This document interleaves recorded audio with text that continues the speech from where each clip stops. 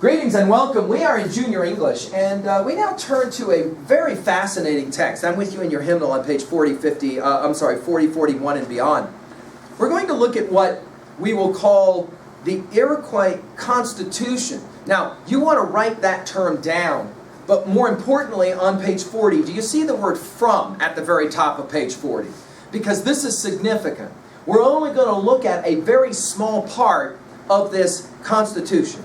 Now, I'm going to challenge you already to take a look on page 40 at for example, notice the question at the very beginning under connecting to the essential question. What is the relationship between literature and place? That is a fascinating question, a very interesting question. For example, if right now I were to take you and somehow magically put you in the middle of Siberia, Russia, and just drop you down, right into the middle of a village not unlike World.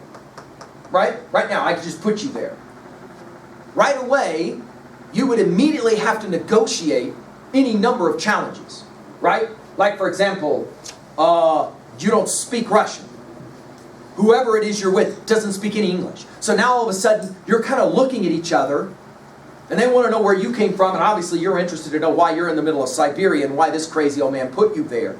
Sooner or later, after a period of time, you would learn enough of the language that somebody would ask you, where do you come from? And you would say, oh, this place called Worland. And you would say, and they would say, what's it like? You'd start trying to describe it. What would you start with? Would you start with the people? Would you start with the place? Would you start with events? How would you describe this place you live in? Some of you will admit, well, that's an interesting project because for everything I would say, there would be a question that would probably come at me like, well, why do you do that? Right? Or how come? Or and then you'd be like, I never really thought about that before. I guess I never really thought about that before. As we now look into this text, we want you to write down at 2b this term, political document. Now, what is a political document? Well, when groups get together, we call this sociology. When groups get together, there's always interesting rules about the group. Sometimes those rules are unspoken. For example, if I were to walk up to you and put out my hand, you wouldn't raise your foot and put it in my hand. You would also put out your hand. You would understand that there's this thing we do in our culture where we put out our hands when we are meeting people. But it's an interesting question. Who taught you that? And where did it come from? See, this is an unspoken kind of thing. There are other kinds of rules, however, that are going to be very much written rules. Before you're allowed to, for example, drive an automobile, you have to pass a test that shows you understand those rules. See how that works? And so our whole life is about these different kinds of rules. When rules are written down, we often will call those a constitution. One of the reasons why we'll study this text is because we'll be very interested in another constitution that will happen just a few years later in our study of chronological American history called the Great American Constitution, right? Which is, of course, a very important document because it outlines the important understandings of the rules. The rules of what? The rules of how we're going to get along, how we're going to all live together in some idea of peace and harmony. The constitutions have a political agenda that in their end is always about community, unity, harmony, bringing everybody together. So as we take a look now at this passage, we want to pay attention to this idea. We'll be on page 42. Notice you're working with a translation. Did you see this? This is a translation. In other words, somebody had to take the language and translate it into English. So obviously there's going to be challenges here as well, right? How do you often translate words into English that maybe don't have quite the same meaning? This passage is going to tell us about how and why. You want to write those two words down at level 1. How and why representatives of the Iroquois nation should hold formal councils to discuss, to decide issues of concern to everybody. Now, wait a minute. I hope you wrote down that word, representative, because that's an interesting word. For example, if we were locked in this room, I don't know, by bad guys, and they said, we're going to talk with only one of you. Only one. And whoever that one is, whatever he or she says, that's going to go for the rest of the group. Think about how interesting a dynamic that is. So, for example, we point out one of you and we say, okay, you're going to be the one. You walk out the door. The rest of us are left to hope that what you do on the other side of the door is in all of our best interests. For example, how do we know that you won't just walk out the door, shut the door, walk up to the bad guy and say, listen, here's the deal. Go ahead and take them all, jack them all. Just make sure you take care of me. And the guy goes, oh, okay. Yeah, that's what we'll do. Now all of a sudden you're going, dude, well that's not, what's the word? What's the F word we would use? That's not what? We say, that's not fair. Well, it's fair for the guy who just jacked everybody, right? But wait a minute, that's not the agreement. Do you see how that works? In other words, the person who represents doesn't represent, supposedly, himself or herself, but represents everybody else. Well, that's a tough project. How hard would it be to be a representative? Go ahead, write down real quickly. Why would that be hard at level 1? Why is it hard to be a representative? Inevitably, what are you going to do? You're inevitably going to make some people really happy and other people what? For example, what if the rep came back in the room and said, okay, we figured it out. The bad guys have said half of you got to go and half you get to live. Whoa, you might say, that's not the agreement. Well, all of us have to live. No, it's not going to work out that way. You didn't do a good enough job. Go back out. No, I'm not going to go back out. They're not going to change their mind. Dude, go back out. Especially if we know some of us have got to get jacked. Go back out. Go back to work. See how that works? In other words, lots of pressure on a representative. The representative is supposed to, right, take care of everybody. Of course, think about the T word. T-R-U-S. Yeah, right? When we name this representative, we got to trust this representative. What if, for example, the representative was right outside the door and one of you put your ear up to the door and you heard the guy say, or our representative say, hey, you can jack them all, just keep me safe. And you heard it. Uh-oh, bad news. Now all of a sudden we begin to doubt the legitimacy of the representative. So how do we make sure we can trust our representatives? Well, a lot of times you make rules, and those rules are articulated. Let's take a look at a Native American attempt at doing this. Now we're going to follow along. We're going to listen to this great law of peace as it's going to be explained. You might write that down at level 1. Great law of peace. Okay. There is an interesting history about the moment in time when this law gets written, when this Constitution gets written. It was a rough time, as most constitutions when they're written are. It's a very unstable time. Think of it this way. Before you write the rules down, there are no rules. That's why they have to get written down. Or there's conflicting rules. So you can imagine there's going to be a lot of debate about what's going to be the rules. Who gets to decide, if you will. All right? All right, here we go. We're going to follow along now. Have your pen in front of you. Really pay attention. See if you can do your best work here. From the Iroquois Constitution, by the Iroquois, translated by Arthur C. Parker. I am Deka Nawida, and with the Five Nations Confederate Lords, I plant the tree of the Great Peace. I name the tree of the Great Long Leaves. Under the shade of this tree of the Great Peace, we spread the soft white feathery down of the globe thistle as seats for you, Adodaro, and your cousin lords. We place you upon those seats, spread soft with the feathery down of the globe thistle, there beneath the shade of the spreading branches of the tree of peace. There shall you sit and watch the council fire of the confederacy of the Five Nations, and all the affairs of the Five Nations shall be transacted at this place before you. Roots have spread out from the tree of the Great Peace, one to the north, one to the east, one to the south, and one to the west. The name of these roots is the Great White Roots, and their nature is peace and strength. If any man or any nation outside the Five Nations shall obey the laws of the Great Peace and make known their disposition to the lords of the Confederacy. They may trace the roots to the tree, and if their minds are clean, and they are obedient, and promise to obey the wishes of the Confederate Council, they shall be welcomed to take shelter beneath the tree of the long leaves. We place at the top of the tree of the long leaves an eagle who is able to see afar. If he sees in the distance any evil approaching or any danger threatening, he will at once warn the people of the Confederacy. The smoke of the Confederate council fire shall ever ascend and pierce the sky, so that other nations who may be allies may see the council fire of great peace.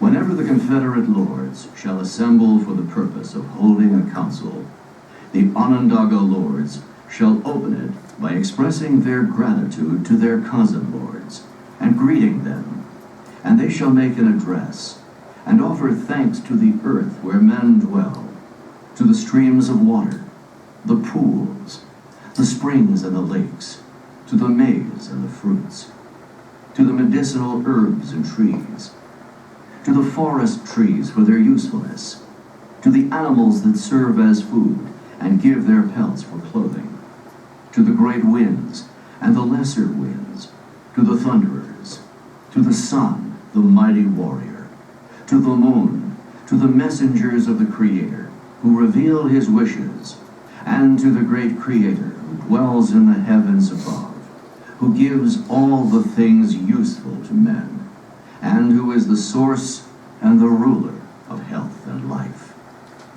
Then shall the Onondaga lords declare the council open. All lords of the Five Nations Confederacy must be honest in all things. It shall be a serious wrong for anyone to lead a lord into trivial affairs, for the people must ever hold their lords high in estimation out of respect to their honorable positions. When a candidate lord is to be installed, he shall furnish 4 strings of shells, or wampum, 1 span in length, bound together at one end. Such will constitute the evidence of his pledge to the Confederate lords that he will live according to the Constitution of the Great Peace and exercise justice in all affairs. When the pledge is furnished, the Speaker of the Council must hold the shell strings in his hand and address the opposite side of the council fire, and he shall commence his address saying, "Now, behold him.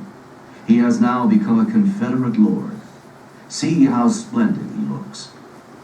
An address may then follow. At the end of it, he shall send the bunch of shell strings to the opposite side, and they shall be received as evidence of the pledge. Then shall the opposite side say, "We now do crown you with the sacred emblem of the deer's antlers, the emblem of your lordship. You shall now become a mentor of the people of the Five Nations. The thickness of your skin shall be 7 spans, which is to say that you shall be proof against anger, offensive actions, and criticism. Your heart shall be filled with peace and goodwill, and your mind filled with a yearning for the welfare of the people of the Confederacy. With endless patience you shall carry out your duty, and your firmness shall be tempered with tenderness for your people. Neither anger nor fury shall find lodgment in your mind, and all your words and actions shall be marked with calm deliberation. In all of your deliberations in the Confederate Council, in your efforts at lawmaking, in all your official acts, self-interest shall be cast into oblivion. Cast not over your shoulder behind you the warnings of the nephews and nieces, should they chide you for any error or wrong you may do, but return to the way of the great law, which is just and right. Look and listen for the welfare of the whole people, and have always in view not only the present, but also the coming generations, even those whose faces are yet beneath the surface of the ground, the unborn of the future nation. It's a powerful statement of what is expected of a representative. I want to point out really quickly just a couple of things that you'll want to write down in your notes. Now, of course, it's pretty simple to write down at level 1 what this is. It's the rules, isn't it? But the rules about what? What might we say? The rules about how the group will be represented by the individual. That's what you want to write down. It's the rules about how the group will be represented by the individual. Notice, though, right away that there's going to be some interesting similarities that will carry over into the very nation that will be called America. Did you notice the significance of the eagle? Now that's interesting. When we think about America, we will often represent America with the icon or the symbol of the eagle. It is our nation's, in fact, bird. And notice here, the eagle is represented on page 43 in the second paragraph. The eagle who is able to see great distances. Jot down in your notes at 2b, why is an eagle going to be the great bird? And what's this about sight? What does it have to do with representatives? Notice what the goal is. And now we're working at 2a. The goal is always two things from page 42. Always peace. That is to say what? Can you put that in your own words? What is peace? Everyone does what? Gets along, huh? Everyone has a voice. Everyone takes care of everyone. That's peace. But look at the second one. This Constitution understands both sides. Not only must there be peace, but there must be strength. Notice that the very last word on page 42 is in fact that word, strength. How do they go together? Well, you can't have one without the other. Boy, oh boy, is that an important 2A observation. You can't have peace without strength. You can't have strength, notice on page 43, without clear minds. Notice a little bit later on page 43, the large A, all lords of the five nations confederacy must be, there's the H word. Boy, we're going to write that one down, huh? Can't be a representative without being honest. In other words, if we were to assign one person out of this room to speak for all of us, that person we would assume has to be honest. When he or she left the room, he or she would have not his or her interests, but the interests of the group. That's what we mean by honest, right? Notice that as well, there's some kind of an emblem, right? That's the whole point of the wampum. There's got to be something in the pledge that holds you accountable. Notice the word justice is used. And this emblem, this sacred emblem on page 44, this deer's antlers. You can choose anything you want if you're trying to create this notion of the pledge. But once it's done, look how this passage ends. The individual becomes a mentor. What is a mentor? Someone who tries to help other people, not hurt other people. Notice there should be it's a fascinating line, and some of you will maybe write this down, yearning for the welfare of the people and the Confederacy.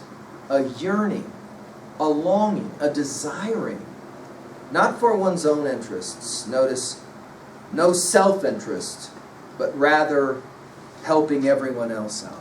And then finally, this passage ends powerfully with the realization that the representative is going to concern himself, herself, not only with the past, but with the future, and with the children yet unborn. In other words, there's this expectation. We're taking care of the children of the future. This is a moral obligation to take care of the children of the future. Well, let's jump now, really quickly, to 3A. What do you want to say in regards to something similar? Let's start with the understanding of our own Constitution. Many of us will report, I got to be honest, I've heard about this thing called the Constitution of the United States and all that, but I guess I really don't know too much about it. Are rules important? Students will often say, rules were made to be broken, which is an interesting phrase. Rules were made to be broken. Because by definition, rules are necessary, right? For what purpose? See, this is always interesting. So, for example, the next time that you want to break a rule, ask yourself not why you're going to break the rule, but why was the rule ever made in the first place? What's the point of the rule? Now, the difference between being a child and being an adult is that a child often doesn't understand the meaning of the rules.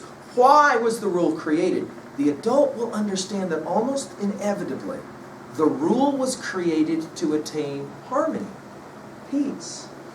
In other words, if you break the rule, you might break the harmony or the peace. In other words, rules are created to help to make sure that we all get along. But who makes the rules? See, these rules don't notice come falling out of the sky. The rules are made by the human mind for other humans to follow.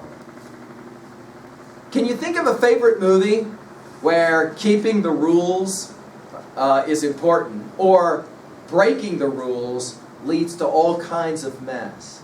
Can you think of your favorite movie where a lie, dishonesty, in the end, destroys confidence and faith and trust?